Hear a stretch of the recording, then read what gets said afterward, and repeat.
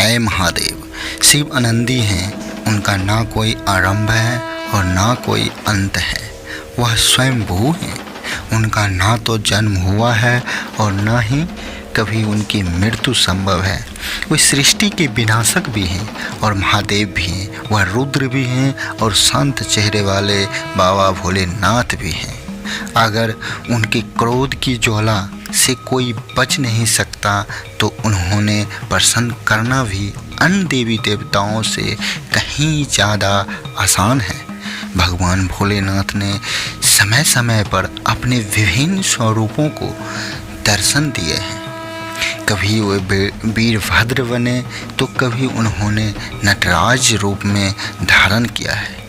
कभी वे काल भैरव बने तो कभी अर्धनारीश्वर बनकर अपने भक्तों के बीच प्रसिद्ध हुए हैं। शिव को अघोर तंत्र का जनक भी माना जाता है।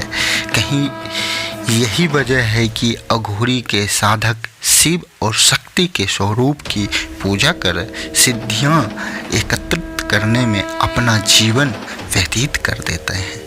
भगवान शिव से जुड़े कई रहस्य, कई कथाएं हम अक्सर सुनते रहते हैं। शिव परिवार यानी भगवान गणेश, कार्तिकेय, माता पार्वती, इनसे जुड़ी कथाएं भी हम कई बार सुन चुके हैं। लेकिन बहुत से लोग अभी तक इस बात से अनभिज्ञ हैं कि भगवान शिव की एक बहन भी थी।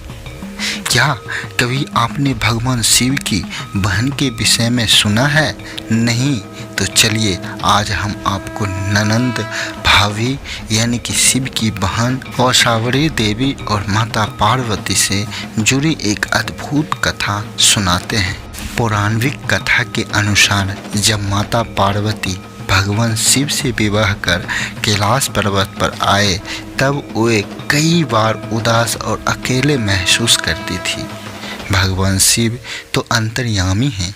उन्होंने माता पार्वती के मन को पढ़कर उनकी उदासी का कारण तो जान लिया, लेकिन फिर भी उन्होंने पार्वती जी से उदासी का कारण पूछा तो माता पार्वती ने उनसे कहा कि उन्हें एक ननद चाहिए। माता ने कहा, खास मेरी कोई ननद होती। भगवान शिव ने उनसे पूछा, क्या ननद के साथ तुम निभा पाओगी? तो इस सवाल के जवाब में देवी पार्वती ने कहा, ननद से मेरी क्यों नहीं बनेगी?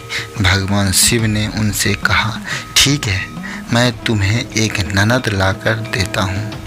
भोलेनाथ ने अपनी माया से एक स्त्री को उत्पन्न किया। वह स्त्री बहुत मोटी और भद्दी थी, उसके पैर भी फटे हुए थे। भगवान शिव ने देवी पार्वती से कहा, ये लो देवी, आ गई तुम्हारी ननद। इनका नाम औषावरी देवी है। माता पार्वती अपनी ननद को देखकर बहुत खुश हुई। वो जल्दी जल्दी उनके लिए भोजन का प्रारंभ करने लगी। औषावरी देवी ने स्नान के पश्चात भोजन की मांग की तो देवी पार्वती ने स्वादिष्ट भोजन उनके सामने परोस दिया। औषावरी देवी ने सारा भोजन चट गई और सारा अन्न भी खा गई। इस बीच औषावरी देवी की शरारत सूझी। उन्होंने देवी पार्वती को अपने फटे पांव की दरारों में छिपा लिया, जहां उनका दम घुटने लगा। जब भगवान भोलेनाथ वापस आए तो अपनी पत्नी को ना पाकर बहुत चिंतित हुई। उन्होंने औषावरी देवी ने पूछा कि कहीं ये उसकी चाल तो नहीं है। औषावरी देवी ने मुस्कुराने लगी और पार्वती जी को अपने पैरों की दरारों से आज़ाद किया। आज़ाद होते ही देवी ने कहा, भोलेनाथ कृपा कर ननद को अपने ससुराल भेज दें, अब और धैर्य नहीं रखा जाता। भगवान शिव ने जल्द ही औषावरी देवी को कैलाश पर्वत से विदा किया। इस घटना के बाद से ही ननद भाभी के बीच छोटी छोटी टकरार और नोक-झोंक का सिलसिला प्रारंभ हुई। जय भोलेनाथ, माता पार्वती की जय।